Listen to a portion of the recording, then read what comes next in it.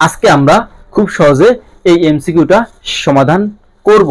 তো দেখো আমাদের এমসিকিউ প্রশ্নটা বলছে কি 3m plus n divided n minus m equal 9 হলে m/n ইকুয়াল কত হবে।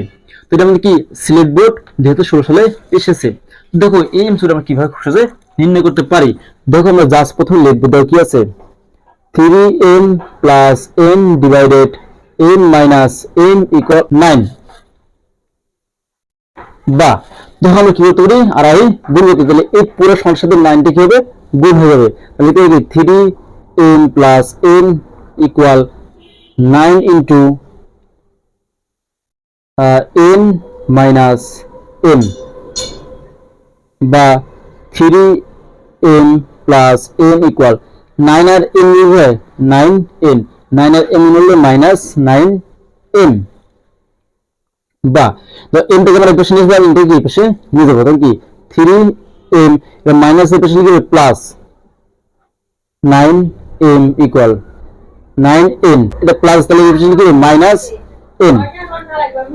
বা দেখো তিনটা n জায়গা 9টা, তাহলে যোগ হয়ে যায় 12m ইকুয়াল, তাহলে 9 থেকে আমরা একটা বাদ করলে থাকে 8টা n। বা তো n টা যদি আমরা এই পাশে নিয়ে কি হবে, ভাগ, কারণ এই পাশে গুণ আছে, এই পাশে কি ভাগ, তাহলে লিখতে পারি কি m ডিভাইডেড n ইকুয়াল এই 12 এর জন্য এই পাশে লিখতে কি হবে, ভাগ হবে, এই পাশে গুণ আছে, এই পাশে কি ভাগ হবে, তাহলে 8 ডিভাইডেড লিখতে কি 12।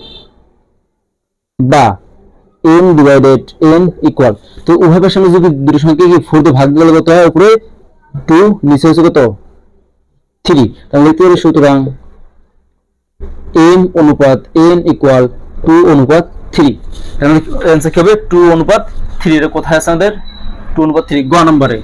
आंसर কি গ নাম্বার। আশা করি সবাই বুঝতে পারছো। আর অবশ্যই আমার ভিডিওটা শেয়ার করে দিবেন যেন অন্যরাও শিখতে পারে। সবাইকে অসংখ্য ধন্যবাদ।